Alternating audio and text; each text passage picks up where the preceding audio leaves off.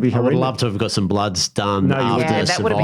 Would have been interesting. 55 days of Survivor, which is interesting. That would have been cool, actually. If you do it again, let us know. We were guinea pigs because that was the first season. So there was nothing post. And that was one of my recommendations. So, hey, guys, you've got a lot of people putting their body through a lot of stress. You should have someone on the other side to say, we want to put you on this type of food, making sure you get your tests done, iron levels, everything. So they had get back onto, reverse dieting, anything like that. Wow. No, and so when you don't have a plan, guess what you do? Yeah. You just go crazy.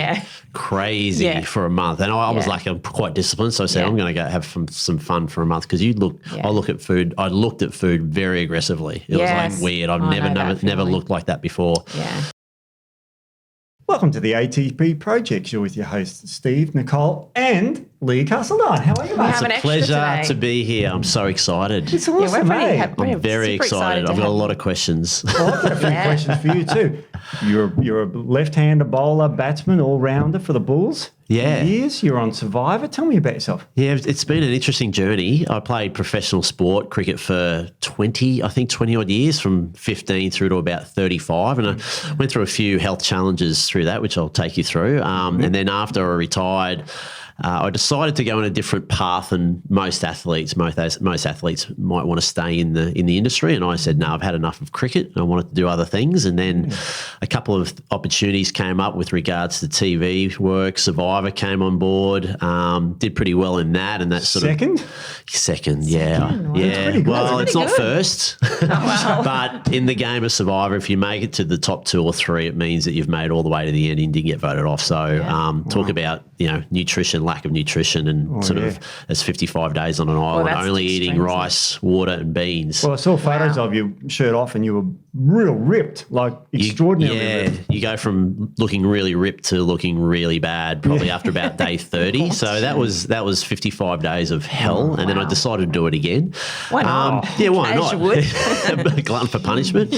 And then other things have popped up as well. I've got a commercial drone business as well. We license operators all around Australia. So life's pretty busy. Yeah, drone, it's going really well. And then obviously I do some media work as well. So still do a lot of lifestyle TV work and social media and digital work as well. So media campaigns. So life's really, really busy. So amazing. And my days are full. So and coffee business? I have a coffee business as well. It's a bit of fun. Look, we only sell online. We don't go out to but it's mainly for me and family. Sounds like you need the coffee to get. I've got a coffee machine. Actually, isn't it? Your coffee machine's amazing, by the way. Really? So you've got some coffee connoisseurs in here, haven't you? Oh, yeah, there is. So I don't drink coffee, but marketing guy. He told me about one day. I'm going, what are you talking about? Yeah, but no, he's talking Latin to me. I swear. You got to make sure it's all level. And I'm going, once you go into it's a bit like this. Once you go down that sort of rabbit hole, you can learn a lot. So I love my coffee.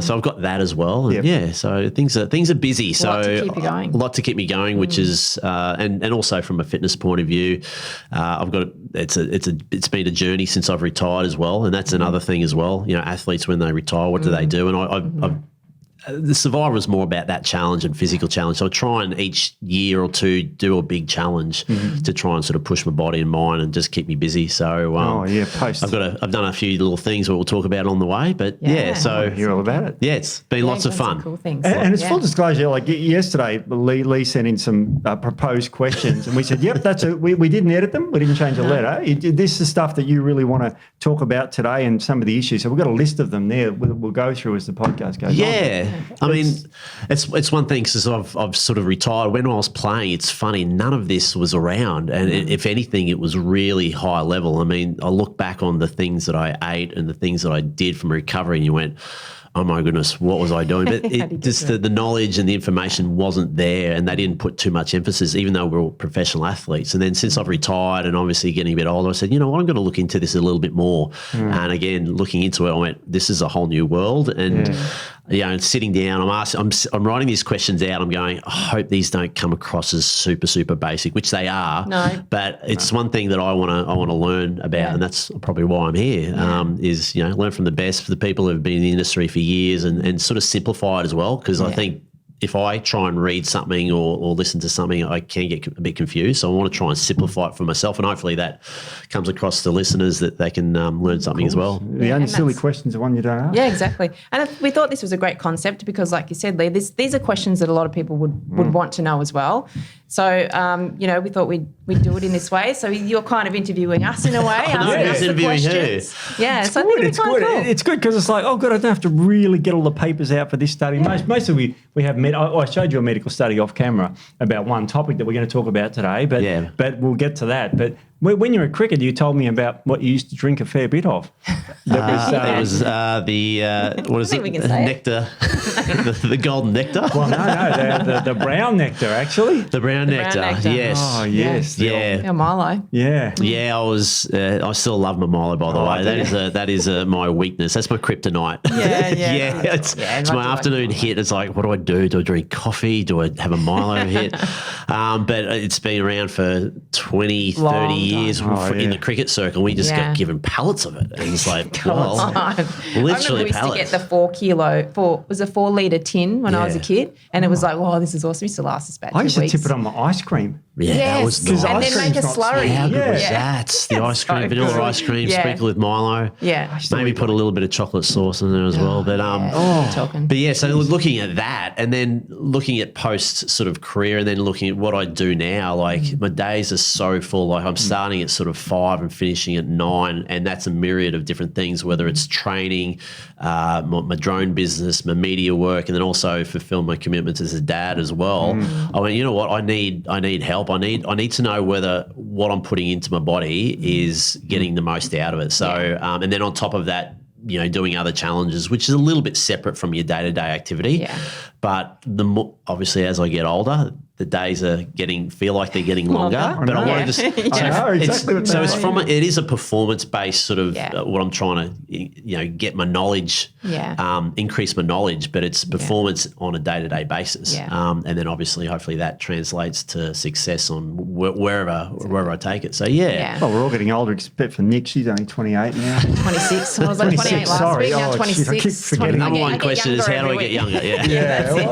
Give me the secret pill. That's it, exactly. Absolutely, it's a phenomenal question because we all are aging, and whether you are on the spectrum, it's all about trying to prevent that because aging is associated with a whole myriad of diseases that we don't want, and people age different rates. We were talking to Tony before, who works here, and she was talking about it. You can be old in your 40s or you can be young in your 40s. In your 40s, you may be able to say, I don't know, go all the way from the top of Fraser to the bottom of Fraser in 26 hours.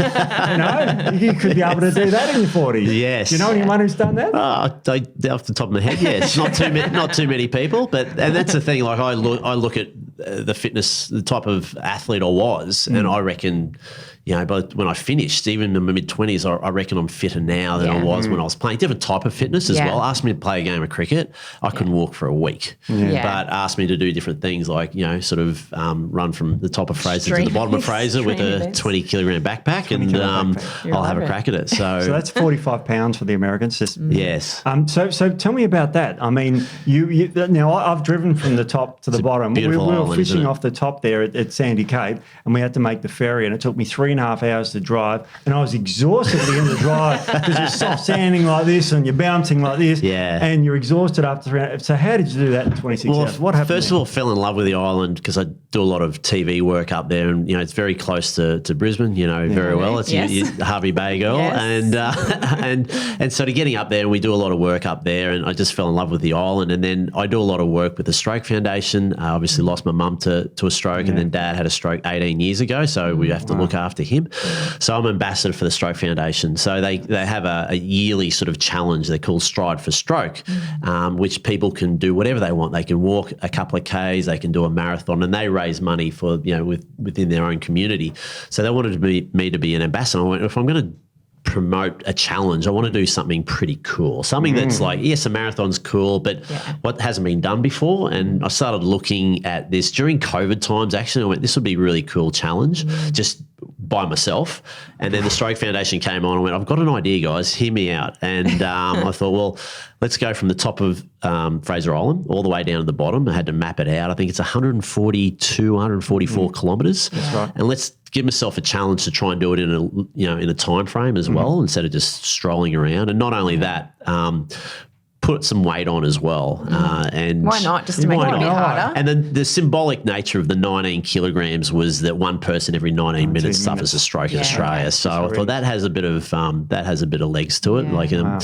So I went training, and I trained, and it's interesting because I could only train for about 3 to 4 hours at a time, just through time commitment. So I'd be this crazy old man walking / running up and down the coast of the Gold Coast, up and back, just to get sort of my beach legs, if that makes sense. I know what you mean. And then obviously we did it, and I had a great support crew, my drone team and a couple of friends. We documented it, and I had and one of the things I would have wished I knew you guys before that, because I would have been hitting you up on 1,000 questions as to how to get me through. And for me to train 3 to 4 hours, I can do that, and I can sort of refuel and get on with my day. But after about 4 hours, I was in new territory. So, and I had another 20 odd hours to go, and walking non-stop, maybe a break every 4 hours. I sort of set myself just to get off my legs and get a quick rub and then continue, but making sure I get enough fuel that I could continue. So that was an interesting,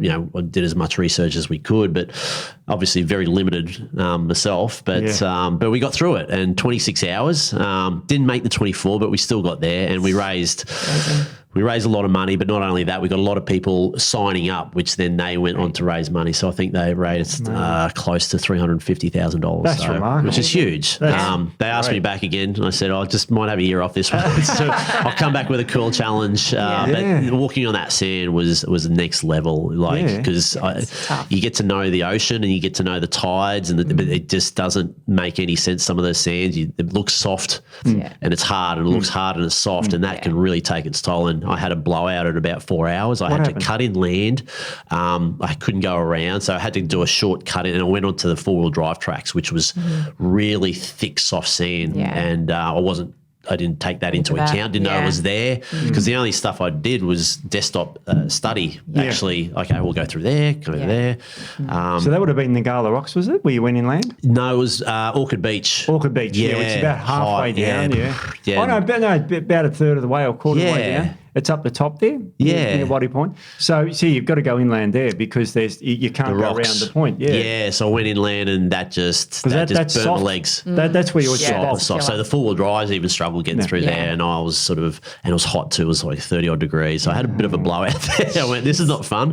About 4 hours in. What was I thinking? So that was an amazing experience, and that's something that I like to do every, Survivor. I did that a couple of times. I'd love to go on something like an SAS, but I just want to push my body every couple of years and really push it to the extreme. But then I think from a training point of view, I can do that, but knowing what I need to know in terms of nutrition and supplements and stuff could really sort of benefit as well. So whenever I get that next challenge, I'll be hitting you guys up.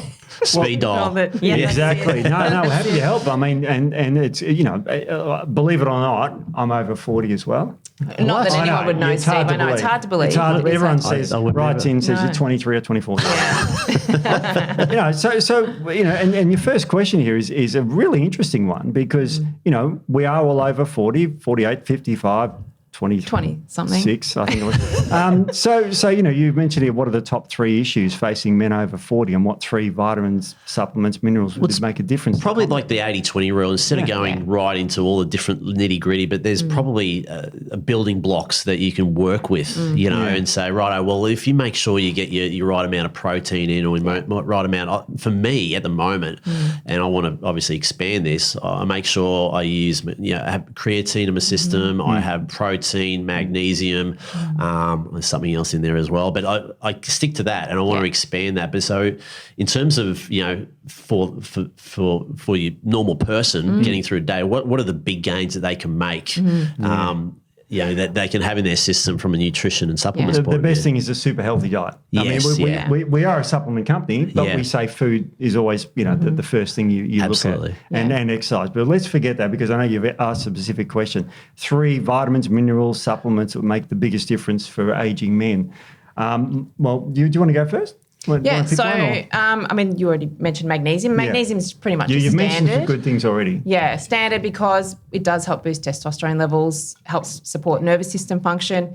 And when we're talking about aging men or aging anybody, and you were talking about how busy your lifestyle is, adrenal health is really important. So if your adrenal function goes down, that can impact testosterone production, energy production, all of that sort of thing. So we want to support our adrenals, which are our little glands that sit on top of our kidneys. They pump out our stress hormones. They can become dysregulated if we have a lot of stress, if we get really tired. So that's really important to maintain those. So magnesium is really good for that. Before you go on to the next one, Yes. are you going to go on the you next stop one? us whenever you... There's different types of magnesium. There is. I've gone into chemists and I'm sort of going, I don't know what to, and for me, I was like, okay, I want to take a magnesium at night for recovery or whatever, but are there different types of magnesium, or should we just, and what are the basic ones as well? We'll just pick 4. Pick the 4 top. Top 4, yeah, keep it simple. Right. So I'll do one. Yep. Magnesium threonate. Have you heard of that? Yes, yep. Now threonate is like a threonine molecule, so it helps you sleep. Right. So magnesium is great for your body and it's got all those functions, 350 enzymes in your body, it works. But the threonate part, because magnesium has to be attached to something. Yep. It can't be magnesium on its own, or it's a metal. Looks like that. Yep. So no one takes pure magnesium. It's a metal. Yeah. We used to use it in chemistry. You drop it in hydrochloric acid, put your thumb over the little test tube and you put it in your flame, pop, and that's how you make a hydrogen bomb. It's a very small one. No, that's He's all about... He's bombs. Yeah, because you make hydrogen. So magnesium threonate is the one you take at night to help you sleep. Yeah, so and that's the other ones where you see magnesium sleep, and a lot of the products out there, they'll have some sort of association with rest or sleep or something like that. So it also crosses the blood-brain barrier, so it's very good for anything mind-related, cognitive function, all that sort of thing, brain inflammation, all that sort of thing. So that's a really good one. One of my favourites is magnesium glycinate. So that's the glycine attachment to it, and that is really good for sleep. So that's one I usually recommend at night time. Right. Helps you wind down, supports your nervous system, helps to get you into a better sleep.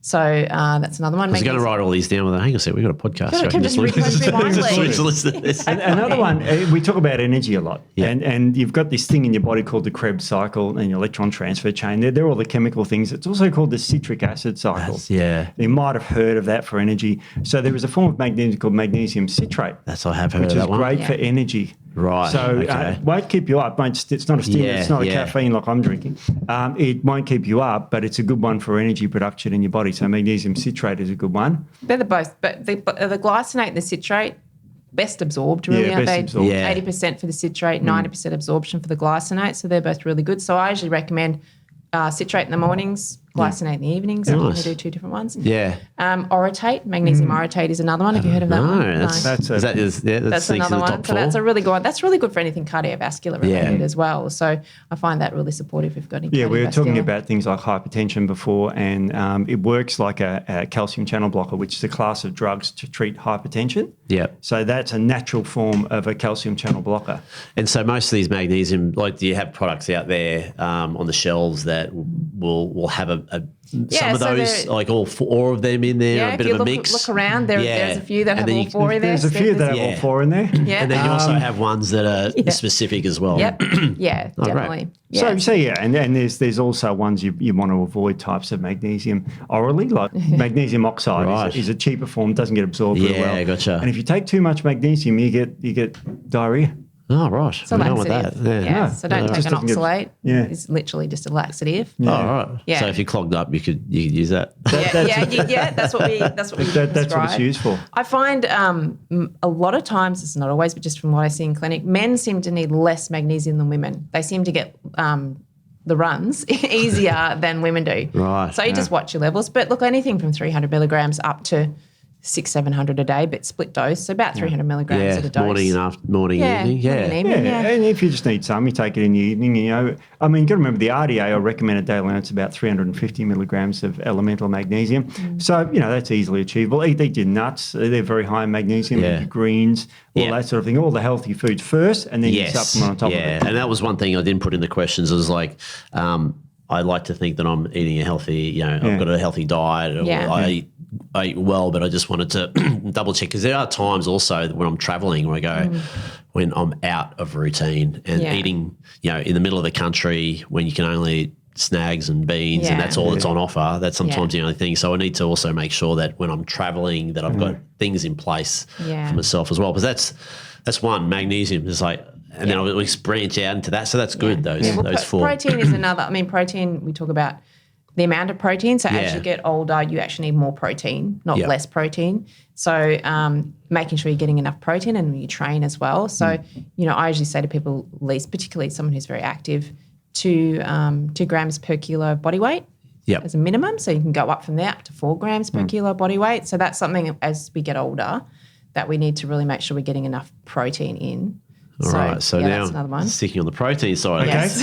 how do you split that up? Because I've seen the most that I use is like just whey, but then I went, hang on a sec, there's collagen out there, there's pea, Yeah. there's all these Pea weird ones. And I go, rice, okay, all I sorts of need to know what's, for my sort of training, Yeah. what would I benefit most out of? Because, the traditional side is just whey. I go, okay, whey, I don't even know why, maybe Yeah. because of subliminal messaging from everyone else saying use whey, but there's so many out there. There is. So, There's a yeah. lot. Do you want Yeah. to? I mean, look, whey's great and it's great for Nothing muscle wrong with building. whey. Nothing Yeah. wrong with whey whatsoever.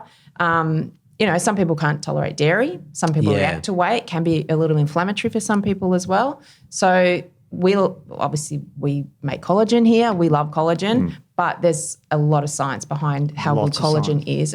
As we've said in so many podcasts, our body's 30% collagen. I We did not know assimilate that. collagen much easier than we're going to assimilate dairy. A lot Yeah. of people just don't tolerate dairy, even Get if they're not bloated. aware of it.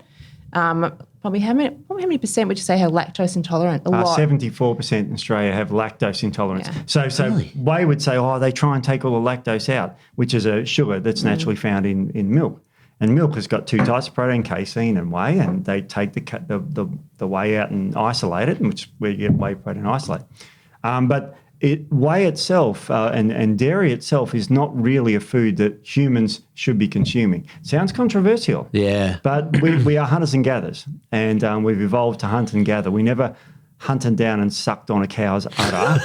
Don't laugh. Not that we know of anyone We've got to that eat did that. foods that Look, some people are into certain, whatever Hey, floats your boat, floats your boat, whatever. exactly. And we now know that drinking high amounts of milk increases the rate of prostatic cancer in men. So, we've got to be very careful because it's full of hormones. Yeah. 'Cause milk's full of hormones. It's from a lactating cow. And that's something that I'm trying to cut back on as well. But it's hard when I have my Milo. And I just, Milo. yeah, see, and like having said that, when I have my protein shake, it's Yeah. like I want to get away from having milk, and I don't have any milk in my coffee, so I'm trying to cut back on that. Yeah. And then my boys just, they demolish milk though, because they have their Teenage breakfast in the boys love morning. milk, They're don't just they? like, oh my goodness, I'm going through 3 litres a day. Let's just buy a cow out the back Cheaper. and just get them to milk it every day. But for myself, I know that I want to cut back on that sort of just drinking milk, which I don't. But we're not against dairy. Well, I guess we're a little bit against dairy, aren't we, Steve? But if you can back off it a bit, and as we get older, we start to age. We have less resilience for things. We have more gut issues and things like that. So we can start to react to things that perhaps we didn't when we were younger. And dairy is quite inflammatory. So as we get older, it can cause inflammation. So they're things you just want to be careful of. so water-based sort of protein as well, which is good because I can have something. I want to have something maybe before I work out without having a load of milk in my stomach working out, which doesn't really. You can get collagen proteins now that look milky. Or you can get ones that look like cordial. Yeah. So I'm going to describe it. And then they're a really easy one to drink. Because you remember, your stomach has also got collagen in it. So you've got collagen throughout your body. It's literally what's holding you together. When people say, what's holding me together? It's collagen. That's the answer. So it's already throughout your body everywhere. There's no whey in your body somewhere. Yeah. You know what I mean? Body's not made of that. So having something the body's made for is vastly more natural, and it's very high. It's slightly higher protein than whey. It's got a different amino acid profile, which we've done podcasts on dramatically. We've talked, all about the ins and outs of it, but really your body's made of it. It's what your body's designed for. And all these other ones as well is Yeah, so some people pea. may be plant-based. They Plant-based won't stuff, have yeah. collagen either. So you can get pea, you can get pea rice. So a pea and a rice mix, if you're plant-based, is ideal because it has a complete amino acid profile, which is what you want to have, the full 9 of essential amino acids. So plant-based foods don't have a full amino acid profile, so you need to combine. So a pea and a rice is really good. So for people who are plant-based, fermented pea is really good because pea itself can be a little bit hard to digest as well. fermented pea doesn't really. It doesn't sound good, does it? Imagine having that as a title. Fermented pea. Fermented pea protein. Fermented It's pea not going to get protein. too many sales Doesn't there. sound good, but it tastes okay. Hemp is another one. I mean, Yeah, that's a hemp's complete all right. protein, hemp is. So there's a lot of different ones. But, collagen whey. Well, I mean, whey's obviously the most well known, but collagen is quite well known. Yeah. It does have a lower leucine profile, but we've talked about that. And if you can find one that has added leucine, then you've basically got the gold standard. And there. leucine's one of those branched chain leucine? amino. Sorry. It's one of those. Sorry, and I'll ask this. No. It's one of those branched chain amino acids that we talk about, the BCAAs. You've probably heard that before. Yes. They're made of 3 different amino acids: leucine, isoleucine, and valine. Don't worry about names. But they're 3 amino acids the human body needs. It's part of the 9 essential amino acids. But those ones stimulate muscle growth. Ah, right. Leucine stimulates a chemical in the body called mammalian targeted rapamycin complex 1. Just say that once again. mTOR, it's easier. mTOR, mammalian targeted rapamycin complex 1. Yeah. I thought you went into Spanish then for a second. Yeah, well, it's part of it's the Latin. Yeah, Latin, yeah. And so that stimulates muscle growth, and so that's one of the amino acids, but along with 3 other amino acids that actually stimulate muscle growth. So they're very important to have in your diet. And so some collagens have added leucine and added branched chain amino acids, or you can have them on their own. Yeah. But they're quite useful for putting on muscle. Yeah. Not that we're buff guys, but some people need muscle. We don't. That's how I put myself in that category. You totally put yourself Not an athlete at all. There, Steve. Everyone at home's laughing there.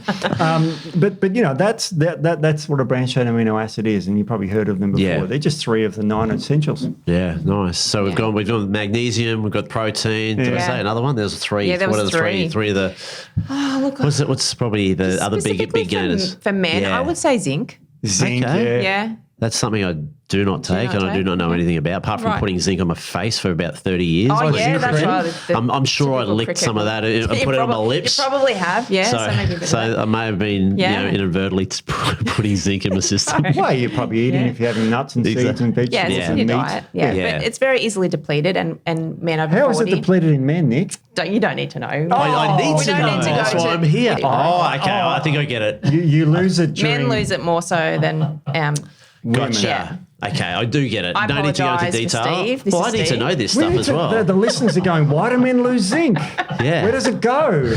Does it evaporate? What I was gonna do. Like if you said, why do women need twice as much iron? Women menstruate. They lose blood. Yes. But why do men need more zinc? Yeah, so there's about 5 milligrams. 5 milligrams a each. Anyway. Yes. time you Right. do that.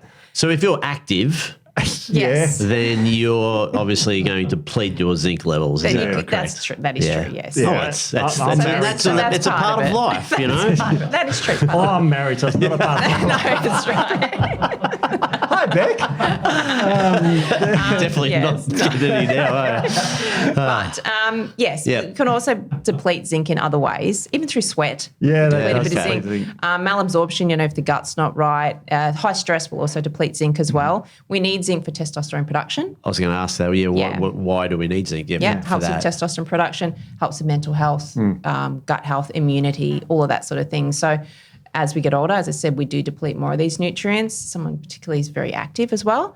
So I would say zinc's another really important one. You want to maintain those testosterone levels and your immune function, all that sort of thing. Oh, nice. Yeah. And the one supplement that I just added onto the end of it, and we just showed a little graph before about one herb called ashwagandha with Angus samara.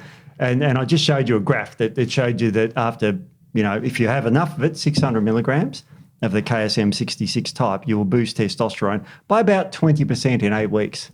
Now, that's huge for men. And testosterone, our ears prick up because we think becoming lean, good mental health, good muscle mass. Everyone thinks just muscle. It's not. It's great for your brain. It detoxifies plaques out of your brain. So you've heard of people getting a disease called Alzheimer's disease? Yes. Yeah, that's a build-up of these beta-amyloid plaques. Well, testosterone actually clears them. Right. That's why women get more Alzheimer's than men. Right. I was going to ask, obviously, the testosterone, that just that word, and what it actually means, for guys in general. Yeah. You're saying overall health. Overall health. So it was more obviously testosterone, but for mental health as well, for cognitive function. So everyone thinks it's just for muscle building, but it's not. It's for bone health. It's for mental health. It's cardiovascular health. Immune function. And you were saying off camera that you peak at 20 or 19 for males? Yeah, and then it starts to I would decline. never have thought that. I would have thought, 30s is probably when you start to decline. But 1 to 3% per year from around 40 on, it'll decline. Yep. So you've got to really make sure you're maintaining your testosterone as best you can. And maintaining it, obviously, if we're not taking supplements, we maintain it through physical activity. Yeah, and look, taking supplements, and we've said this a million times, you can't just take a supplement and expect it to work. So lifestyle habits are huge. And as we've said, like stress is huge. That will deplete testosterone really quickly. Lack of sleep, poor sleep will deplete testosterone, growth hormone, that sort of thing. So you want to make sure that you're managing your stress well, protecting your adrenal health. Ashwagandha is really good for adrenal health as well. Making sure you're getting the right sleep, making sure your gut health is really good as well, because, if you start to have issues with your gut, that can impact every system in your body. So there's a lot of lifestyle things you want to really work on before you even start putting in supplements. Absolutely. So I haven't never had my T levels checked. So for me, if I went to go in, what would I be asking? Is there different types of tests, and what's a good level? So I know, hang on a sec, I'm a little under here. I need a little bit of help, and maybe I need to exercise more, or maybe I need to a little bit, some supplements just to boost that up a bit. So is it just a simple fact of going in and getting a blood test? Or? Yeah, so you don't want to just get testosterone. You want to get full bloods, because there's lots of different factors that can impact your testosterone levels. So if you're just getting testosterone levels checked and they're low, we want to know why. Yeah. So it could be due to inflammation. It could be due to so many different things. So you want to get full bloods, but then testosterone, you want to get your free testosterone, free androgen index. FAI it's called, or free androgen index. And the reason for that is because testosterone, 98% of it is bound with a globulin, which makes the testosterone inactive. Right. So what you want to measure is the one that's free and floating around your body and doing stuff, binding to receptors. And the globulin's called sex hormone binding globulins. So a free androgen index will measure the active testosterone in your body. And you can also get a sex hormone binding globulin test as well, so you can see what's going on in your body. Like, why? If you're binding up a lot of testosterone, then your sex hormone binding globulin will be high. So why? Why are you binding up a lot of testosterone? Check your free androgen index, as we said. Luteinizing hormone as well. So luteinizing hormone is produced from the pituitary gland, and that sort of tells your testes to produce testosterone. Right. So if that's low, then there's maybe a reason why your testosterone might be low. So you want to be checking a full sort of spectrum of bloods to see where things are sitting and what could be contributing. So that's really interesting. Yeah. It is very interesting. Yeah. And, LH, or luteinizing hormone, is in men and women as well. So there's herbs that boost LH and FSH, the other brain hormone, call it. And so this is why these herbs that boost testosterone can also be given to women to boost fertility.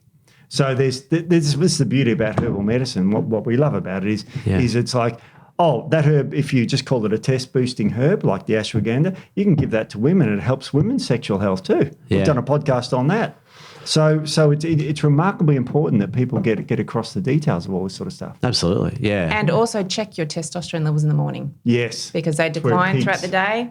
So if you're taking them in the afternoon and they're low, you're like, well, I'm low, but you may not be. That's the cycle of it. So you have that cycle. So 8 to 9 in the morning is sort of when it peaks. So you want to take it earlier in the day. From an exercise point of view, does that mean? So if you're going to have blood tests, that's the other thing. So if you want to exercise early, your testosterone is higher. If you want to do strength training, you could be stronger in the morning. And you'll feel better. You'll feel better. I do. I struggle in the afternoons. Sometimes it's not an option, and you just go, I know this is going to hurt a lot more than if I did this morning. But sometimes you're just getting in there is the main thing as well. So exactly. But so you're saying they obviously peak early, and so not to exercise to get the test. So if you're getting bloods done, don't exercise that morning, because that can impact other markers, can give you false highs or lows.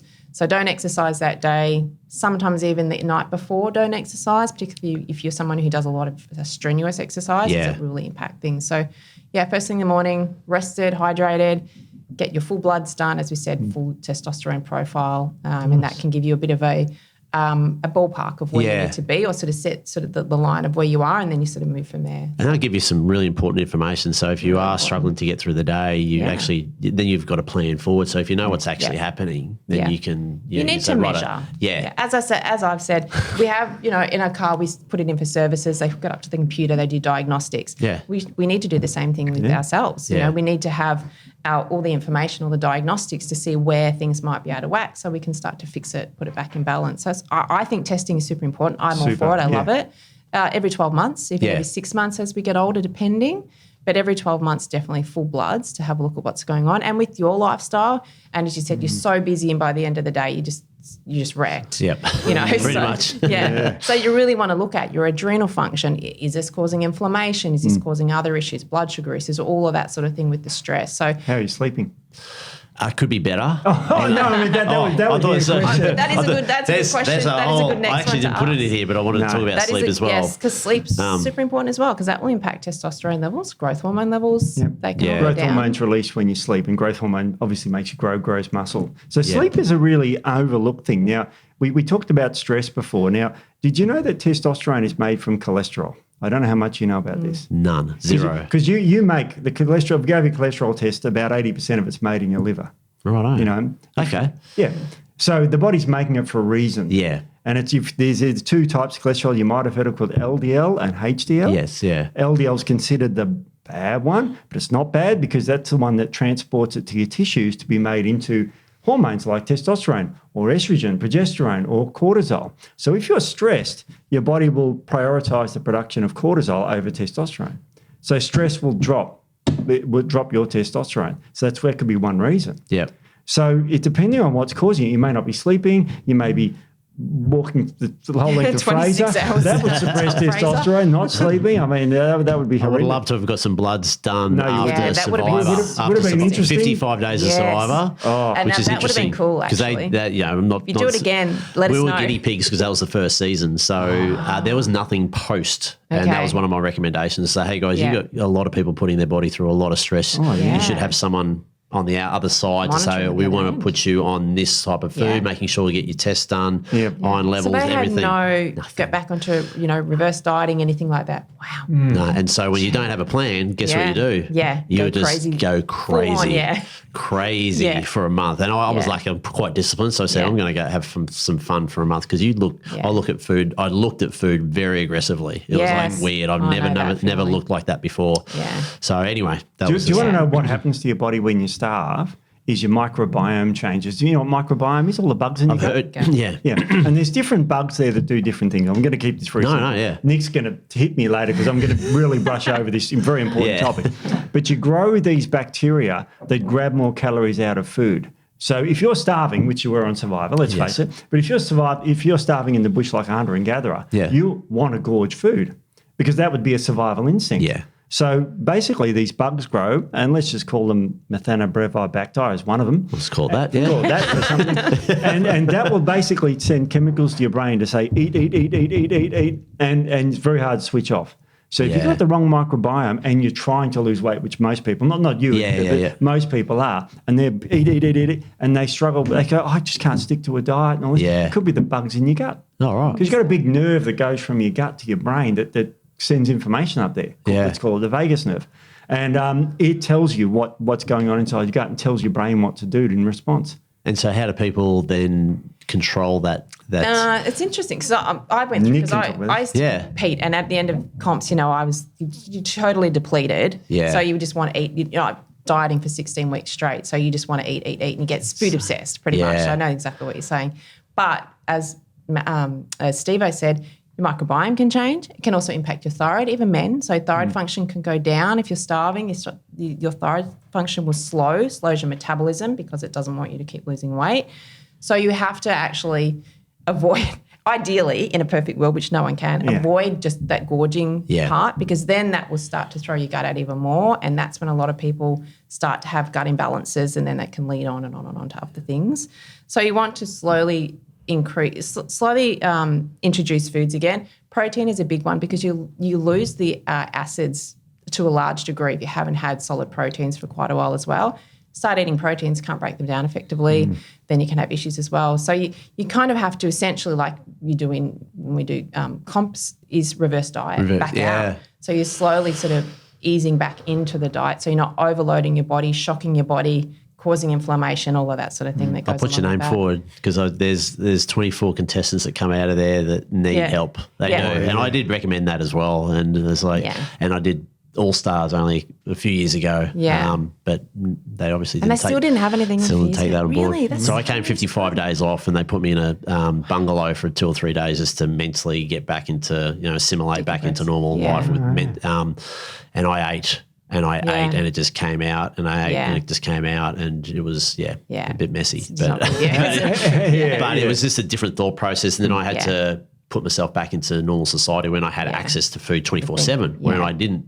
And that was a different mental process to go through as well. And I've never eaten during the night. I've never had to wake up in the middle of the night saying I'm hungry. I never ever. But this time it was different. It was like, and the taste of a plain cracker tasted amazing. So when you have those taste buds that are just firing, they're going crazy. So anyway, no, that's a big thing. And you know, eating disorders in the fitness industry, within the comps, rife. Because of that reason, because you're so restricted for such a long time, and then you get, well, there you go, you're back out now, do whatever you want, and you literally cannot control. And when I'm talking 55 days, you're talking 16 weeks, 20 weeks. Yeah. I know someone who's like 25 weeks out and they've started already. I went, what? It's like half a year. What's going on? It's brutal. And you imagine the pro bodybuilders and those sort of guys. And Nick was a pro bodybuilder, but there's some that are just... Well, I wasn't a bodybuilder. Oh, sorry. Body sculptor. Come on. That's right. Get the right terminology. Bodybuilder. Body sculptor. There's a difference. But that would be harsher, because you have to sculpt down, and so I don't know how you did that. I'm impressed. I don't know either. I don't know about these days, but so that's a big thing. So, but you're absolutely right, and so another thing, like we talk about the men's testosterone and stuff. This is why I like the herb ashwagandha, because if you're not sleeping, ashwagandha is good for that. Right. It's very good for reducing cortisol and stress. It's very good for testosterone levels, as we saw before from the study. So you can match these supplements based on the individual needs. Yeah. So you can marry the supplement to the person. Yeah. So this is why one size doesn't fit all. Yep. And one man's food can be another man's poison. All these sayings are from a guy called Hippocrates from 600 years BC. Yeah. And he said all diseases start in the gut. So he was quite ahead of his time. Have you heard of the Hippocratic Oath that doctors say? I have heard of that, actually. Does that come from there? It comes from Hippocrates. Oh, right. Or it's Homer Simpson, everyone's popularised it. Said it Bring again. up But everyone says, isn't it the hippopotamus oath? So no, it's the Hippocratic oath from Hippocrates. So very interesting. That is. So creatine as well. So I've only recently, probably in the last 12 months, started taking it. And, I suppose one of the questions I had is, if I go off it, how long can I go off it and it not be effective? And then if I come back on it, do you have to do I have to start again? Reload. Reload. Do I have to reload? Look, It's like, there's a lot of studies. because you go away for a holiday and you go, you're traveling. I'm not going to take a little sachet of white powder through security. I'm just going to leave that, all right? You just pack the other white. That's right. Well, it takes 6 to 7 days for creatine to be depleted completely from your body anyway. Yep. So if you've gone 10 days, it's really not that big of a deal. Yep. There's a lot of conjecture about do you preload, do you not? There's a lot of research now showing that you really don't need to. Yeah. So don't need to. I don't believe you need to. Yep. Unless you're completely depleted, which clearly you're not going to be. I mean, we have creatine in our muscles, so unless someone's lost all their muscle, they're not going to be. Or if you have a specific goal where you need that strength straight away to then preload. Yep. But otherwise, if you're getting in about 5 grams, make sure it's like a Creapure or a micronized creatine. It's much more absorbable. Yep. I don't believe you need to preload, no. No, you don't need to. There's a big recent study by Richard Kreider. I don't know if you're a doctor, you wouldn't have heard of him, but he's very famous in the creatine world. And he says you don't need to preload really anymore because of the quality of the micronized. Yeah. You got to remember, creatine is also in your diet. For example, if you're eating meat, just beef, there's they call it 3 C's in meat, which is creatine's in there. There's also carnosine in there, which buffers against acid buildup, and carnitine, which is great for fat burning. So if you're having meat in your diet and chicken and those sort of things, I think you're an omnivore, aren't you? Yeah. So you're going to be consuming creatine. In fact, in 1927, it was first isolated from beef. 1927. Yeah, that's when it's first isolated. How are they doing tests out there? Yeah. How'd it go? They discovered because when people would eat meat, they'd feel different, better. And so this chemist, I can't remember the dude's name, but he isolated creatine back then and found that it was a factor in red meat. So it's been around for that long? Yeah. I would say probably one of the most important supplements I would generally recommend it to everyone, men, women, even for non-training. It has so many other benefits. Really? Bone health. Good. It's mental interesting, health, isn't it? so Because many things. people just associate creatine with Muscle gain. I want to put we on muscle. Yeah. We did a podcast for an hour on the use of creatine that don't include the muscles. Yeah, didn't include muscles. Yeah. So it's an amazing supplement. As I said, I recommend that to everybody. And is it women. different in terms of age? It doesn't really matter. And so if you've got a 16-year-old compared to a 45-year-old, that those levels should be maintained as well. Yeah, 3 to 5 grams. Nick mentioned Crea Pure. There's a type of creatine that is very pure. Now, why it's important is because if you put creatine in water and leave it there for about 4 to 6 hours, it degrades down to creatinine, which is another chemical that actually is bad for you. And your body makes it, but it excretes it via the kidneys. So if you want to know how healthy your kidneys were, we'd measure your creatinine levels to see how your kidneys are working. Right. Along with other tests. One of the tests for the kidney function that's really good to look at. So look for Crea Pure because that's got no creatinine in 99.9% it. 99%. pure. So and it just absorbs a lot better, assimilates a lot better. So even for non-trainers, it's still really good. Yeah, I mean, I put menopausal women on it that don't train for that because it has so many, so many benefits. Do you know how creatine works in your muscles? Does anyone explain how it works? No. It's very interesting. That's why I'm here. Give it to me. Have you heard of a chemical called ATP in your body? Yes. Yeah. It's an energy molecule. Yes. Now, the T stands for three. Yep. Tricycle 3. So when you break a phosphate off, adenosine triphosphate, it turns to adenosine diphosphate, and that releases a whole lot of energy so you can do your workout.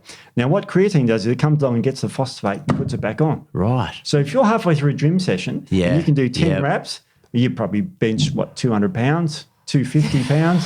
Just say yes, Lisa. Yes. Yeah, just so when you've at the puff of, say, 8 and you've done enough, if you've got creatine in board, you could probably do 9 or 10. Yep. So you can do more work because you can make more energy quicker. You can replace that ATP that you're breaking down. Yeah. That's why you can't do 100 reps because your ATP depletes and you go, oh, that's it.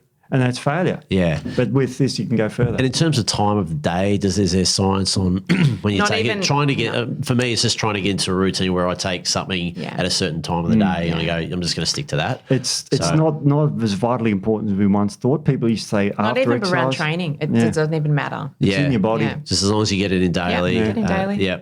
I usually recommend to clients that I see, just have your morning and your evening sups and you just do everything in the morning. If someone with your lifestyle that's really busy, you're like, I can't remember to take this sup here and then this sup 3 hours later and this before lunch and this after eating. It's just too hard. I'm like that. Yeah, so getting it in is better than getting it in at the optimal time. So Yeah. you're still getting it there. So there's not really any science to say now that it has to be at a certain time. But just don't do what my wife did once, which was put She's going well with this. I know. Hopefully she doesn't listen to this Really podcast.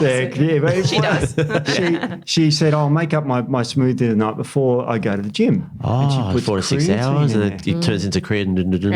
Creatinine. And as a nurse, she knows how bad that is. So she has to make it up fresh in the morning. Yeah. So she still makes a smoothie and adds it in there. Adds it in, yeah.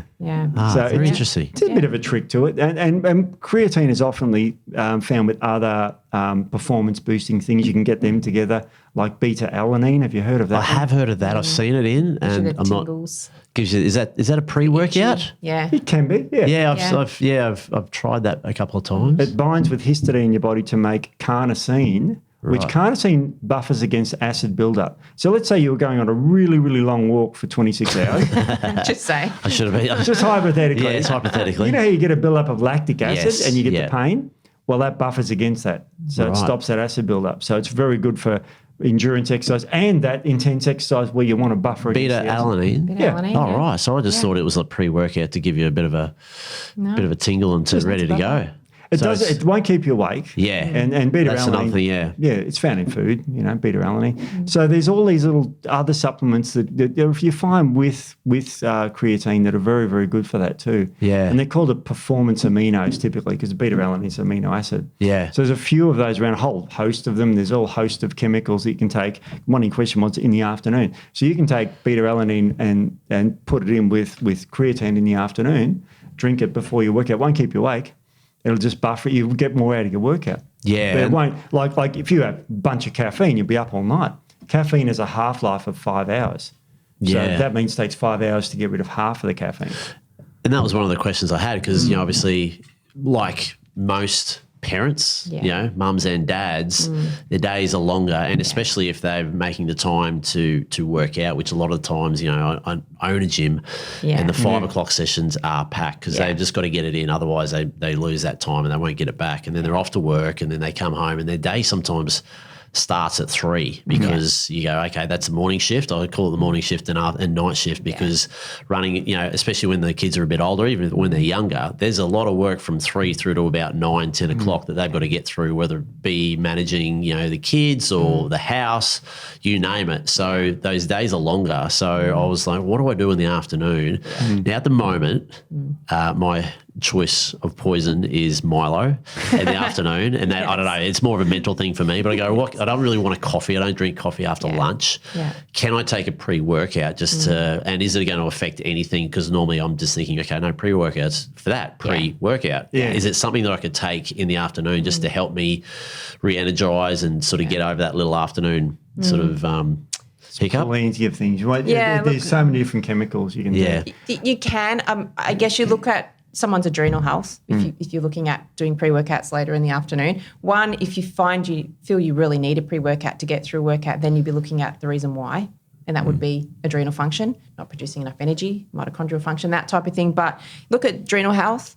If you're not sleeping well anyway, then I wouldn't recommend pre-workouts in the afternoon. If you sleep okay, as in once you fall asleep, you're asleep all night, you wake up and you feel pretty refreshed, then pre-workout mid-afternoon. We looked at a study not long ago when we did a podcast that said it for someone who's healthy, that doesn't have any adrenal issues, sleep issues, stress issues, it doesn't really impact their sleep. But looking at your lifestyle and how you feel in the afternoon, perhaps you may not entirely fit that picture of, completely healthy adrenal function. Probably not. Well, let's I do love an afternoon nap. I do. I don't get it a lot. You're not the only one. I don't get it a lot, but when I do get that window of about 20 minutes when I'm down and I go quick, and then I just wake up and then I'm off again. So I try and limit that very short periods. But anyway. Let's assume you're an adrenal, like you're not the healthy, you're adrenals. Ashwagandha taken before exercise is a great pre-workout. You can get more out of your exercise with ashwagandha because it's what we call an adaptogen. Which it adapts to your environment. And this is foreign to medical terms, but an adaptogen, if you want to sleep, it'll help you sleep. If you want to work out, it'll help you work out. Now, that's that special weird type, the KSM 66 stuff, and that will help you with your pre-workout. So weirdly, you can take that stuff in the morning and at night. Oh, nice. And it helps you with your workouts. In fact, my wife bugged me this morning to get more of it so she can do it. She loves to take a pre-workout. I take it in the evening, so it helps me sleep. Oh, wow. And it's like, hang on, how does that? And that's called an adaptogen. And only herbal medicines have that. And it's usually the ginsengs, and that's a type of ginseng that helps. So pre-workouts, it depends. Like you can take something like alpha GPC. Have you heard of that? I have, yes. I've seen that those. increases choline in the brain. Yep. Now, choline, acetylcholine, for example, is all throughout your brain anyway. Now, that will help you sleep. And it will help you do your workout as well. So it's like an adaptogen, but it has another special role for workouts. It actually augments the release of growth hormone. So it stimulates growth hormone release. Now that means you grow more muscles just by taking that. So it helps your brain, but as a side effect, it increases growth hormone by a huge factor if you take a large of it. What's that called again? The alpha GPC. GPT, GPT? GPC. GPC. Yeah, choline, C for choline. Yeah. Oh. Yeah. So that's another interesting little chemical that people can be aware of. Yeah. Then there's a couple of herbs like Schisandra berries are great to take, and there's all these other things you can take. There's great for vasodilation, like L-citrulline, which is an amino acid that helps you vasodilate, so you actually get more blood to your muscles to work out. And that won't keep you awake or anything. So there's all these pre-workout things in the afternoon. Now, in the morning, you can go like it's still morning here, and there's a bit of caffeine in there because I've got a pre-workout that we won't say the name, but obviously we make it, and it tastes great, and it's got no artificial sweetness, so it's nice, and it's better than drinking water. And I feel pretty good on it. But I wouldn't take that at 5 p.m. if I was going to the gym because I'll be up all night. In terms of recovery, so I'm trying to work and push my body more and more, obviously, and then my recovery it takes a little bit longer these days. So I'm trying obviously from a mobility point of view and doing that sort of work. I'm doing my saunas and sort of ice baths as well, not all day every day. Well, I've got a gym down the coast and I use that. So that's only once a week, once a fortnight. So it's not like, but I am actually contemplating putting it into my house as well. So I'm trying to get the best out of recovery. And the only reason being is I hate recovery. I hate stretching. It's boring, but I know it's important. I hate ice baths, but I know it's important because what I want to do is I want to back up the next day and I don't want to have 2 or 3 days off because I'm just so sore and I can't walk. So is there anything, from a nutrition, vitamin, supplement that I can, that can help with that as well? I'm sure there would be. Doctor, what do you reckon? Yes. Well, I mean, I think that I'm just assigned to being old, and that's life. No, I mean, look, there are more challenges that come as you get older, and one of them is longer recovery. You can get a little bit more sore, aches and pains and things like that, and that's just wear and tear on the joints coming up. Get a little bit of inflammation when you train, when you get older. I think the important thing is not to take any anti-inflammatory type herbs or prescription medications or anything within that 24-hour period after training, because you don't want to dampen that inflammation right down, because inflammation actually helps repair.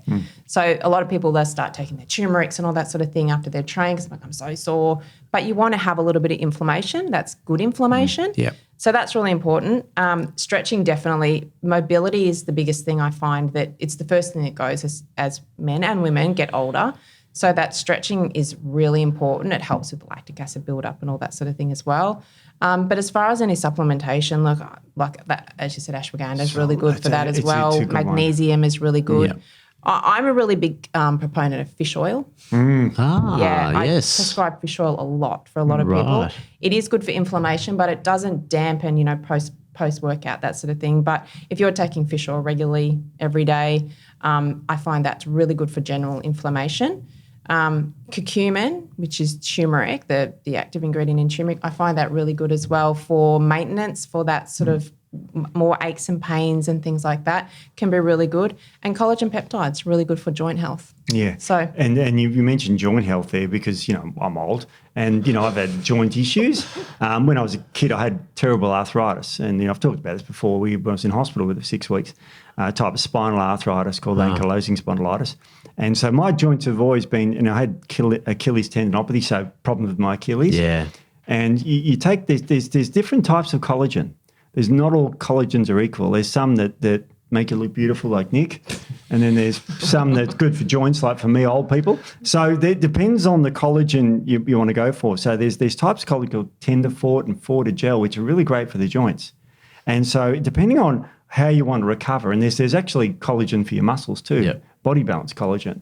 So there's different types of collagen for different things. So my wife takes the Verisol collagen for her skin health. I've taken, and I don't need to anymore because my joints are fine now, a type of collagen for my joints. So it depends on if you have joint issues or if you just want to recover your muscles, there's different types of collagen for each.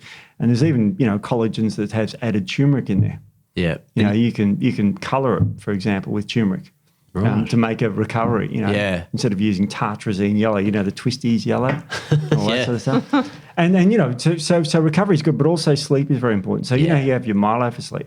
Did you know that Milo contains a chemical called theobromine? Have you heard of that one? I don't want to know. No, it's not too bad. We won't tell you all the bad stuff in Milo. This is not too bad. My only vice. If you have too much chocolate, it has theobromine. You can't, Nick owns a vicious killer guard dog. And if you give chocolate to the dog, it could possibly die.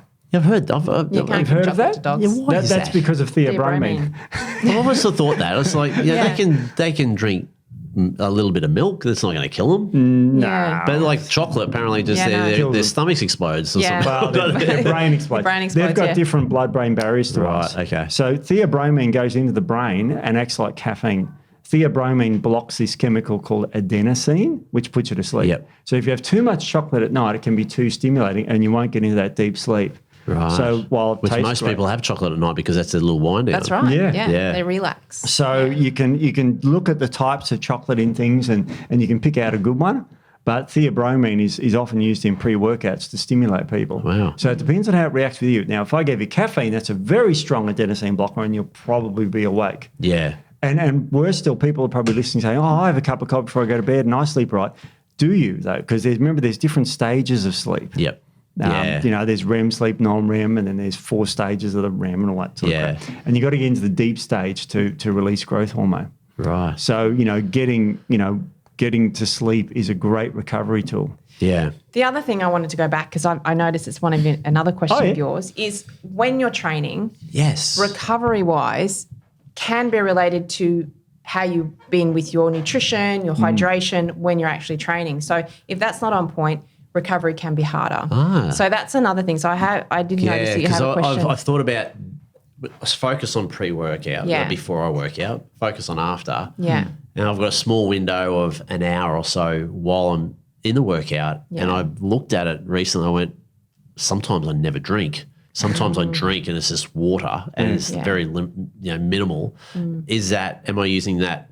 Can I be more efficient in that space? 100%. Yeah. Hydration's massive. Yeah. It was for performance and recovery. So if you're not well hydrated, you won't perform as well, power output's less, all that sort of thing, cognitive function is less. So you want to be well hydrated. And look, when you're doing an hour in the gym, maybe not as important as, say, when you're doing a 26-hour walk across Fraser. Hydration is vitally important for that performance. And people become really dehydrated, and a lot of people drink a lot of water and they're completely dehydrated. So that hydration is super important. So if you're not recovering really well, perhaps hydration could be part of that. One, maybe not drinking enough. And if you're drinking straight water, are you actually hydrating well? That is the other thing. So a little bit of salt, a little bit of glucose in the water in training can be really beneficial for performance. That's not hydrolytes, is it? We're not doing, is that hydrolytes? Well, not hydrolytes. Well, there's some pretty bad ones out there. Yeah, There's some that are super high in glucose, super high in sodium. You don't need a lot of either, but you need a really good balance. If you don't have a good balance of sodium and glucose, you won't actually absorb any water anyway, so you will become dehydrated. So that's a really important And if we look at people, especially in Australia in the hot weather during the day and they're out and about and they're getting around, they're probably dehydrated without knowing it as well because they're not necessarily working out, but they're getting through a day and hardly drinking any water as well. Or guzzling water all day, just water. And a lot of women will probably relate, and even some men, they feel kind of bloated and puffy at the end of the day and like, I'm drinking so much water, I'm puffy. They're not hydrating, not absorbing any of that water. Right. So that's a really big one. And people say, but I'm peeing clear and I'm peeing all the time. I'm drinking so much water. That's a big red flag that you're actually not hydrating. Your body's just getting rid of it because it can't absorb it. It doesn't have the sodium, glucose in there to open up those gates that allow it to get into the serum to help hydrate you. So that's if you want to be a boring chemist like I am, you can talk about a process called osmosis, which is where minerals draw water. Mate, back at school, I reckon. I heard osmosis and photosynthesis. There you go. I reckon that's the only thing I remembered from science. Anyway. Osmosis is important. Photosynthesis, you can forget about. That's the shit with plants. It's the shit with making shit from the sky. But photosynthesis is very interesting when it comes to health as well. But we'll talk about that later. But osmosis is when, as Nick said, the electrolytes or minerals, as we call them, that draws water from a high concentration to a low concentration. So if you're having sodium and potassium and calcium and magnesium, these are all electrolytes in your body at the right ratios. That means your body will hold on to the water inside the cells and outside the cells. Right. There's these intracellular minerals like magnesium, potassium, and extracellular minerals, calcium and sodium. And you need them both in the right ratios. Right. It's quite tricky. Yeah. But people typically eat like shit. And so they don't eat the right sort of foods to pull. Yeah. Because magnesium and potassium are in green plant foods. And how many Australians, they eat refined crap all day. Yeah, processed stuff. And it's loaded with just one mineral, say salt, sodium. Yeah. And, they don't look at the electrolyte balance. So it's real tricky for people. So you're saying that if you drink too much, not too much water, but if you just drink water alone, so you're saying you can put some salts in there. Yep. There's there are products out there that you can just get, like there's sachets or tablets or things like that you can sip on. Be careful what you get because sometimes you can get the salt tablets too much. So it's too much salt, you still won't absorb it because your body then needs to draw in glucose to balance that out. And then same if you're having too much sugar, and a lot of them things like I can say brand names, Gatorade, for instance, super high in sugar. Yeah. So then your body has to draw in salts to try and balance that out. So you have to have the right ratios. And it's not a lot that you need, but just a little bit. Yeah. And if you're having just straight water, then your body, we have like stretch receptors in our small intestine. And if we have too much water, it will stretch those receptors. And then your body will go, oh, what do we do with all this? We can't absorb it. So it'll just excrete it. And that's when people go, I'm drinking, and I'm peeing a lot, and I'm so thirsty all the time. So a little bit of salt, a little bit of glucose, even a little bit of maple syrup, a teaspoon of maple syrup in like half a litre of water and a little pinch of salt can go a long way. Right. Yeah, well, if you have too much sodium in your diet, you will dehydrate yourself even though you're drinking. So let's say you're on a show like Survivor and you need water. You can't drink the seawater, can you? No, Too high tried in that a few sodium. times, but well, it wasn't by choice. It was just swallowing. It's got way too much sodium and you'll dehydrate your body quicker than, you literally can't drink. And that's why, because of the sodium levels too high. Yeah. And the Australian diet is typically out of balance with your electrolytes. We eat really badly, Australians. Yeah. It's just shocking.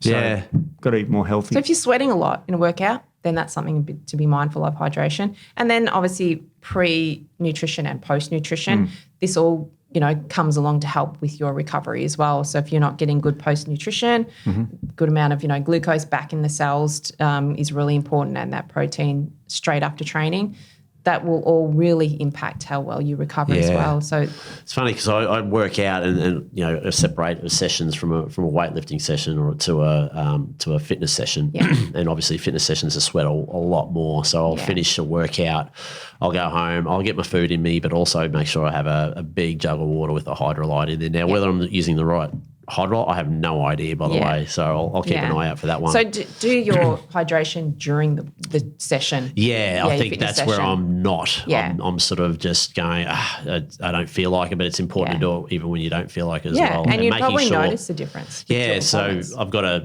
maybe a litre of water, making sure that I try and chip away at that during the workout as well. So, very interesting stuff. Yeah, good. That's you can take little tricky amino acids during a workout too that actually blocks a chemical in your brain called serotonin. Serotonin's good for your brain because it relaxes you. But during a workout, you don't want to relax. So you can take amino acids to block that, and they're the branched chain amino acids we talked about. They also stimulate muscle growth, which is what we want too. Your BCAA, branched chain amino acids. So you can put that in there with your workout.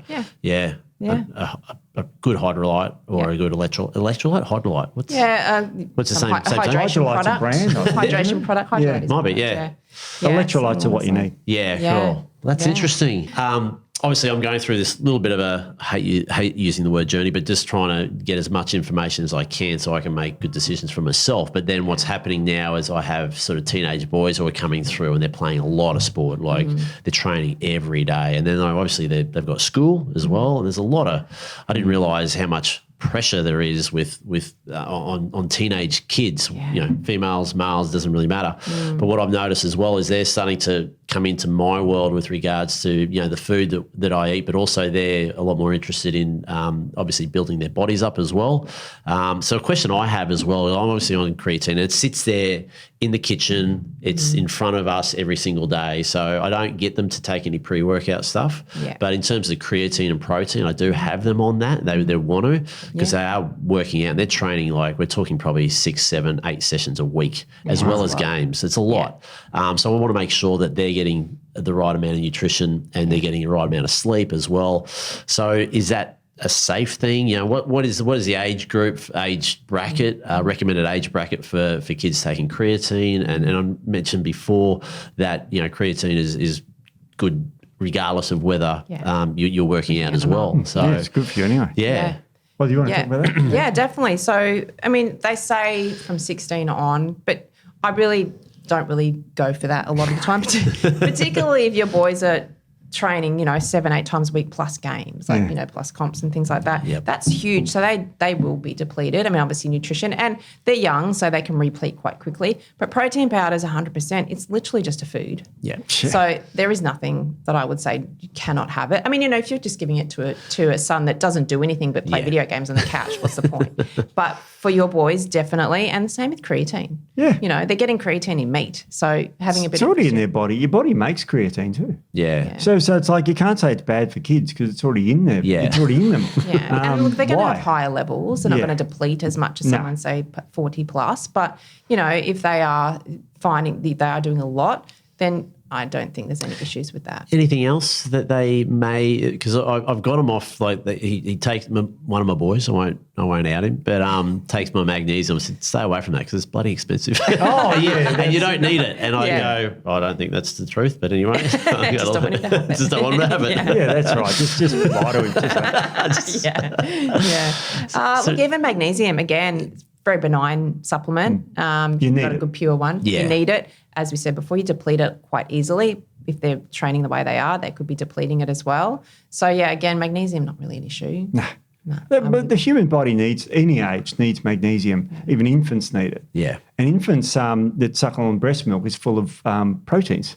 It's essential. They're called essential amino acids, not because they're mildly selective. You essentially need them. It's the word, isn't from it? birth. Essential. In fact, kids need more amino acids. More of them are essential. Like one's called taurine, won't bore people, but that's needed to be if you're an infant. As we get older, we can make it.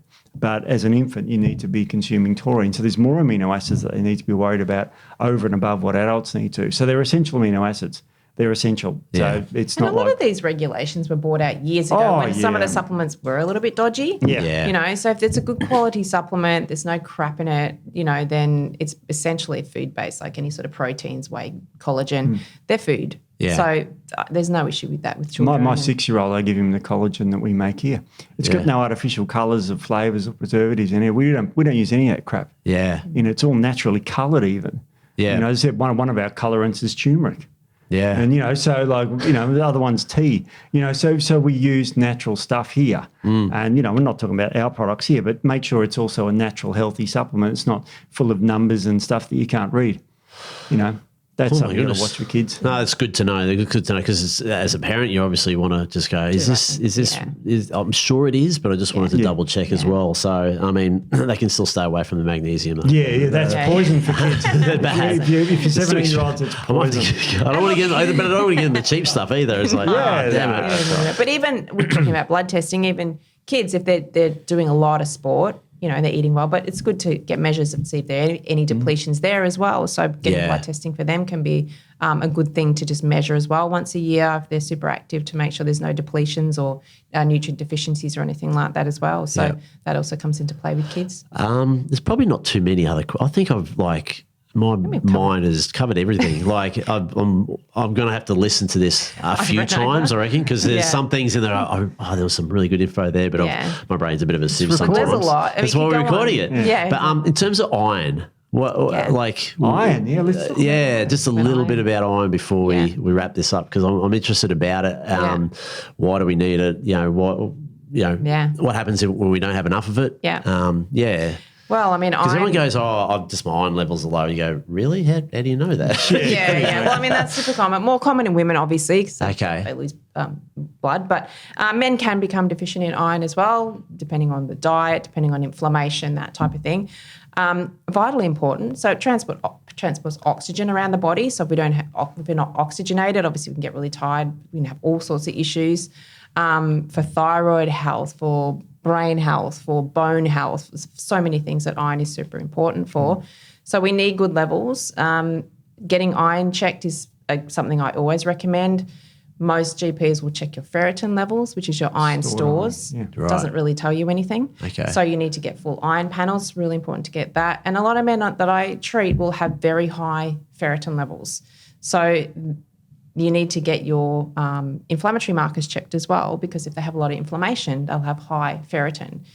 If they have high ferritin, their body's sequestering their iron away from circulation, therefore they become iron deficient. Right. So, and that can be not because they're losing blood, it can be because of some bacterial infection, some other sort of inflammation in the body. So, iron's super important in good levels, really, really important for men and women. So everyone just thinks women and iron deficiency, but men, I've seen a lot of men that have iron deficiency as well. So even if they're having an iron-rich diet, if they are having an iron-rich diet and they're still deficient, then you'd have to look at why are they not absorbing. Do they have malabsorption? Do they have gut issues? That sort of thing. They're not absorbing the nutrients and the iron from the diet as well. So that can be part of it So yeah, It's very important. So iron, 7 out of 10 women are low in iron in Australia of reproductive age because they believe they need twice as much iron as men. They need 18 milligrams. We need 9. Wow. And we, men, tend to eat more red meat, which is the richest source of iron, of liver and those sorts of things. Yep. You can get iron from green plants, but it's a type of iron that's poorly absorbed. It's called non-heme iron. I won't bore you with that, the chemistry of that. But, so, yeah, Nick said it's vitally important. And you need it. People use it for energy because, when you drove your car in here and you have petrol and you have air going in there and it burns together, what hemoglobin does, which is what iron is rich in the body, the red blood cells, it carries oxygen around to be burnt. So if you're low in this oxygen, basically you become fatigued. So that's one of the major causes of fatigue in women. But as Nick correctly points out, you've got to find out what's causing that fatigue. You don't just think you've got low iron. Yeah. You can check it. But what are some of the symptoms? Iron, I'm tired, it's my iron, which, Some for of men the more so symptoms, it's other issues. there's some little symptoms you look out for that could be iron. It could be other things too. But you say, oh, you're really tired. Did you sleep okay? Yeah, no matter how much sleep I get, I'm still fatigued. These sort of things, you go, that could be iron, could be thyroid, could be millions of other things. Yeah. But that's some of the things. And you test for it. You just simply test for it. You don't need to guess anymore. Yeah. We can test for this stuff. Exactly. And Nick correctly pointed out, now iron levels should be, stored ferritin should be 30 to 300. And most women around the 30 level, they're down the bottom end there because they're not eating a lot of red meat and they're menstruating, so they're losing blood every month. Yeah. Which is just why you need twice as much iron. Optimal ferritin for a female about 85 to 100, men up to 200. Anything over, if it gets higher, 300 plus, then we're looking at inflammation. It's not iron I was going to stores. say, can you have too high? Yeah, iron levels? if you have too high iron, it can be vitally it can be very dangerous. Quite rare condition. There's a condition called hemochromatosis, which means you absorb too much iron at once. Right. And that can be dangerous for your liver. So that's something you've got to watch out for with iron. You can become fatigued and have all those symptoms and have too much iron. Right. It's a genetic condition. Yeah, So okay. you can get tested. You can have the same symptoms of low iron with high iron. Yeah, Same exactly. It symptoms. doesn't sort of tap out and you sort of like, it doesn't hit a ceiling, it doesn't go any higher, it can go It can high. keep going, yeah. Oh, yeah. It builds up in your liver and causes free radical damage. It's a heavy metal, so Yeah. yeah, it can impact Well, this has been fascinating. Like, it has been. It really has been. It's been super fun. Yeah, this is I mean, good. you guys talk about this every day, but this is new information coming in. As I said, I'm going to have to go back and listen to this over and over and over again. But It's a rabbit hole once you get into health stuff. But it's great. It's just fascinating, the human body and what it can achieve as well. So I have no doubt that I'll be hitting you guys up a lot more for other things. Remember when you said that? And I was just like, geez, leave me alone, Lee. Oh, no. I love it. We love it. We should do this again sometime. I haven't organised anything or thought about it or asked anyone else. But this would be fun to do again, but a whole new set of questions because questions come from questions. Yeah, exactly. So Particularly now, if you have a new challenge coming up at any time. well, that's what I was going to say. Well, because there's a couple of things in the pipeline. Really? So, you can't say? No, not yet. Okay. Not yet. It's going to get a scoop. Whatever it is, it's Bated hectic. breath. It's hectic. It's going to be hectic and fun. But so every couple of years, I do something crazy and stupid just to Love it. keep me alive. So got to live, right? And then just suffer the consequences afterwards with my body. I did something Don't worry about not as bad as you, but I did that 96 kilometre. Kokoda, yeah. Oh, you knew? Oh, yeah. So I did that a few years ago, like over 10 years ago, twice. Twice. Well, I did it once until I'm never doing that again. That was stupid. Like Survivor, you come back again. Yeah, exactly. It's crazy. And no, I just trained the next crew, and when we did the first night walk, 2 of them dropped out, and I just filled in until we found anyone. No one else wanted to do it because they found out how bad it was, so I stuck for the next year. Collapsing. Otherwise, I had to pull out of it.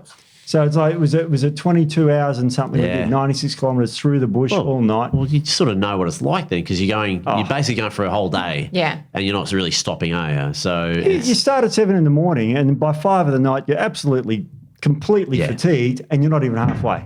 Yeah. And then you start walking through the night, in the middle of winter, in the back of the Gold Coast.